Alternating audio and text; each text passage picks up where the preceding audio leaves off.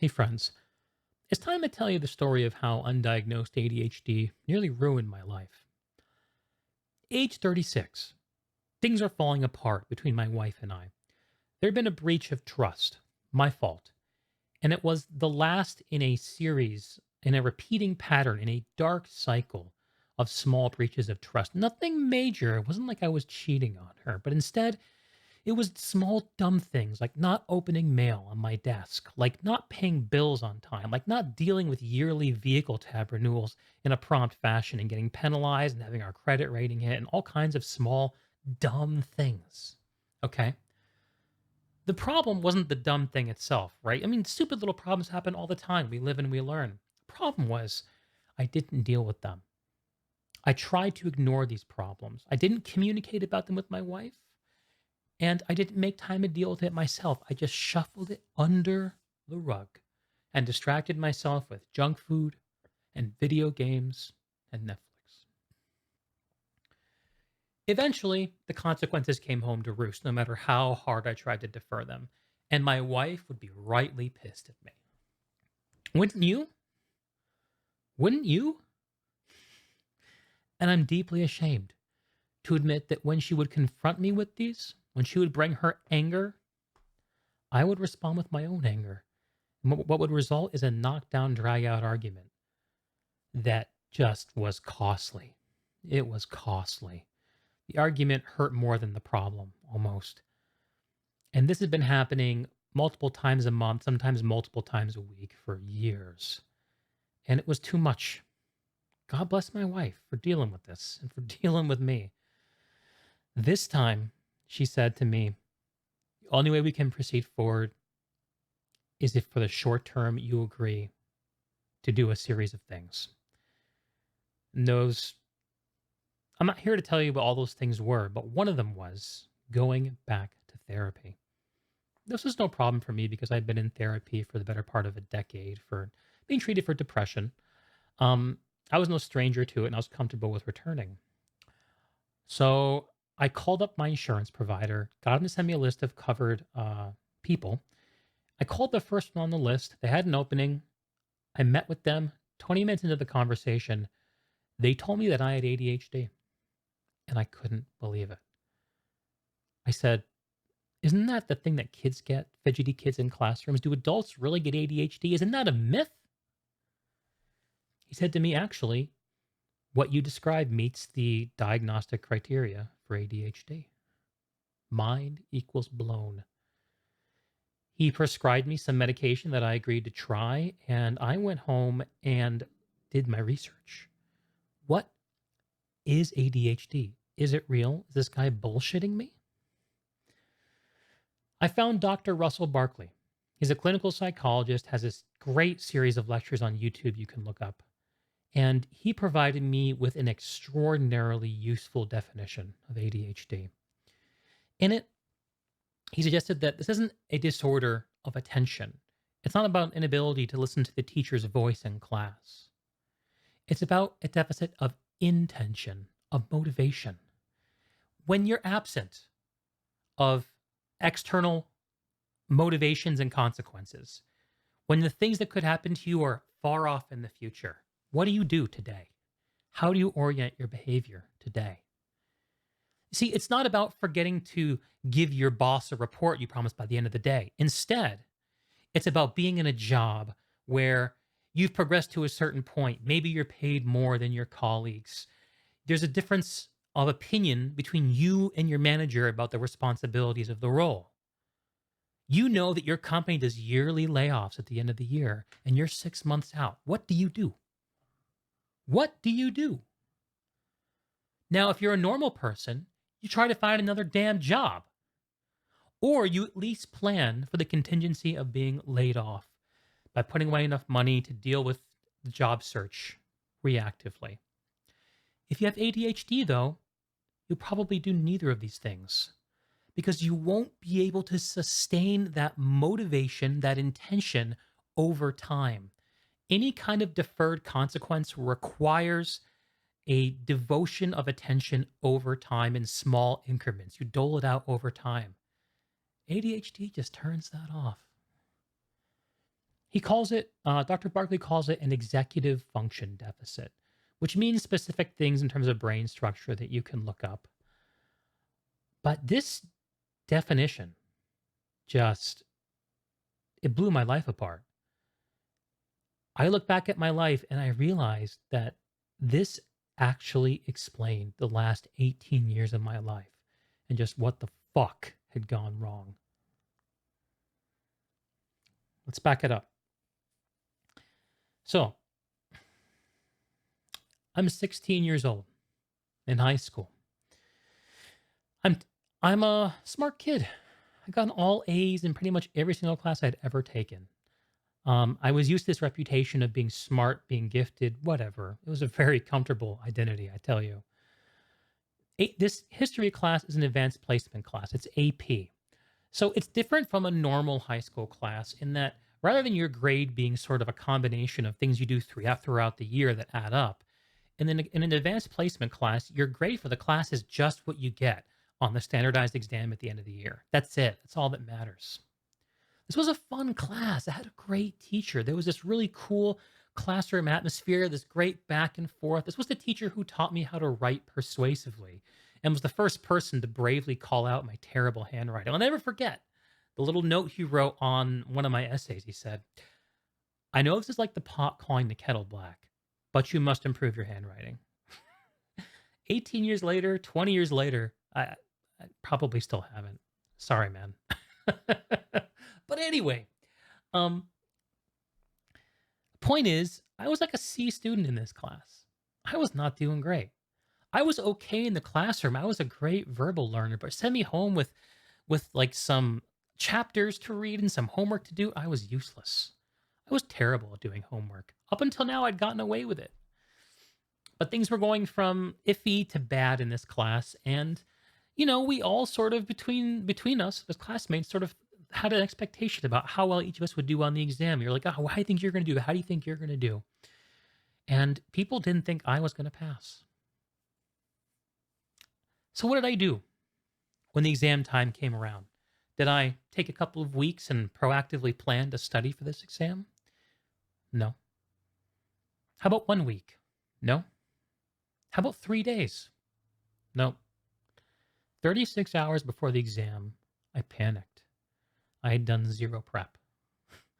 I was not ready to take this test. This test that comprised an entire year of teaching and learning. So what did I do? In my panic, with the extraordinarily strong external consequence of failing this exam and threatening my identity as a smart kid, I took the class textbook, this like 700 to 800 page textbook, and I slowly read it cover to cover over the next 24 hours. I had to miss school to do this. I convinced my parents that it made sense for me to stay home and study instead of going to class. And so, how did this pay off? Did I get my comeuppance? Did my cramming prove to be insufficient? Did I learn my lesson and finally get my act in shape? I got a perfect score on the exam and stunned my teacher and my classmates. You see, when the consequences are immediate, I learned I could do miraculous things. But when the consequences are deferred, I was completely useless. 2 years later, 18 years old, 17 going on 18, actually. It's the summer between my junior and senior years of high school. So, doing well in these advanced placement courses recommended me for something called the International Baccalaureate Program. This was something that my prep school was doing. It was like a system of advanced placement tests that all added up to like one program score or whatever. I don't remember it that clearly.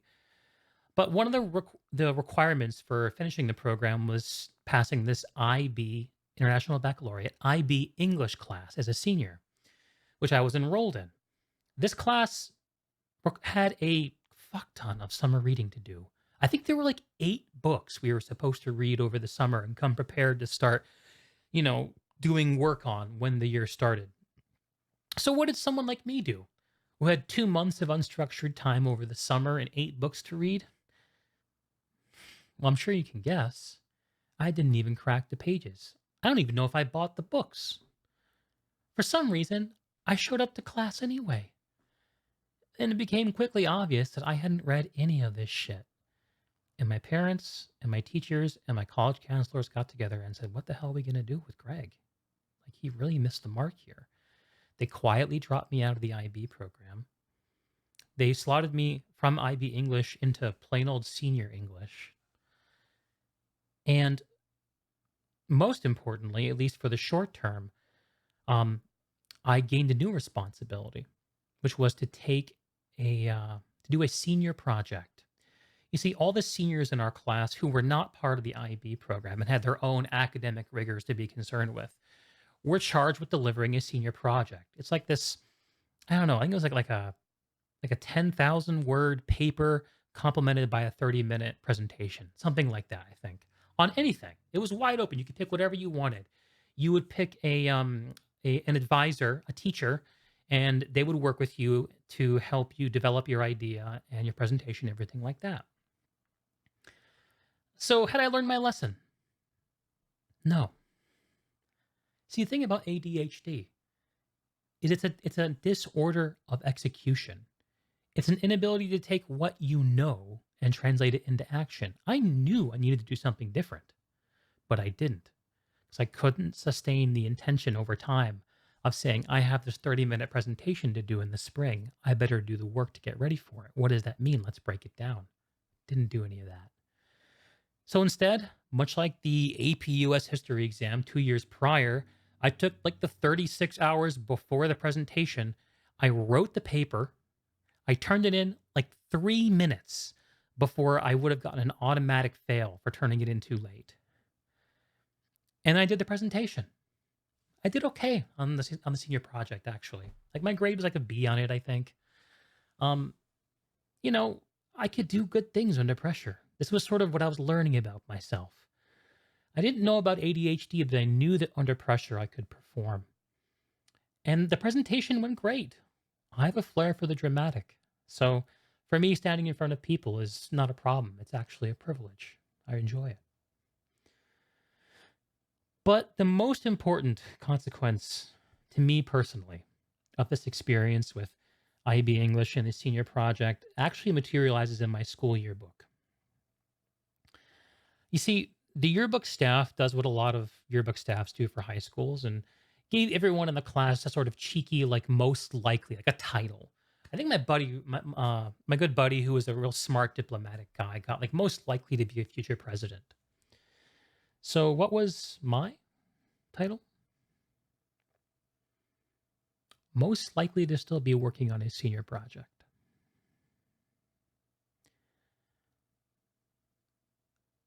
I was developing a reputation for delinquency, for being a fuck up. I graduated somehow. Somehow got accepted into college and found myself on a college campus not so many months later than that. I struggled through the first semester. I did okay in some courses, did poorly in some others. Went home for Christmas break, and that was a blessed relief to be out of the environment that asks so much from me. It put so much pressure on me to structure my life and my time. And when I came back in the spring to college, I just couldn't do it. I I somehow didn't have the resources, the energy, the whatever. I couldn't do the homework. I couldn't do the papers. I couldn't do the study groups. I couldn't plan things out over time. I couldn't prepare for the exams. I couldn't hack it. And I started withdrawing from life, from school, from everything. Rather than accepting the consequence of not doing my homework or preparing and going to class and failing, I just skipped class. I didn't want to deal with that feeling. I'm not going to go to class. And then I started skipping all my classes. And then I started shutting myself into my room, only leaving it once a day to get food. And then one day, the campus security guard was knocking on my door saying, "Your mom's looking for you." And she had to come rescue me and bring me home. I went on sabbatical from school. the spring of my freshman year. And this pattern really took during this time, this rapid decline, this fall. I learned later that a person with ADHD generally, as a rule of thumb, when it comes to executive function and the ability to instruct the self on how to act, is about 30% behind a neurotypical person. At the age of 19, I had the ability to regulate my behavior of a 13-year-old. No wonder I failed. Sorry, had to step away for a second. These are some tough memories. So I've told you about how this pattern of inability to sustain an intention combined with emotional volatility threatened to ruin my relationship with my wife. My school efforts did ruin my school efforts. I never graduated college. And became a problem in my workplace too. That little archetypal example I gave about failure to act to get out of a role that was going in the wrong direction, that's not conjecture. That's something I actually lived through, and not just once. ADHD between the ages of 18 and 36 decimated my life. Turned me from a person full of promise people thought was going to take on the world to a person who was just a complete fuck up and who no one knew what to do with. A smart kid who couldn't put it together. Wasted potential. And at the age of 36, I got the diagnosis that changed my life. And not only did I have an alternate explanation for the last 18 years that wasn't about a flaw in my character, but I was also prompted with the tools to fix my life. And that's exactly what I did. That's another story. And I'm going to tell it to you soon. It's a story of how I got on top of my gaming addiction and treated it into a creative hobby that put me here today. It's a story of how I saved myself from dying in my 40s from heart disease by losing the weight. Lost over 200 pounds from that diagnosis till now. And it's a story of motivation. I finally getting things in my life to a certain point where I know what I want to do, and I'm taking action proactively in my life to achieve those goals. I'll tell you that story soon, folks. But for now, thank you for listening to the story of how undiagnosed ADHD nearly ruined my life. If you want to know more about ADHD, I'll link some of Dr. Russell Barkley's work in the description. I highly recommend you check it out. Thank you for listening. Catch you next time.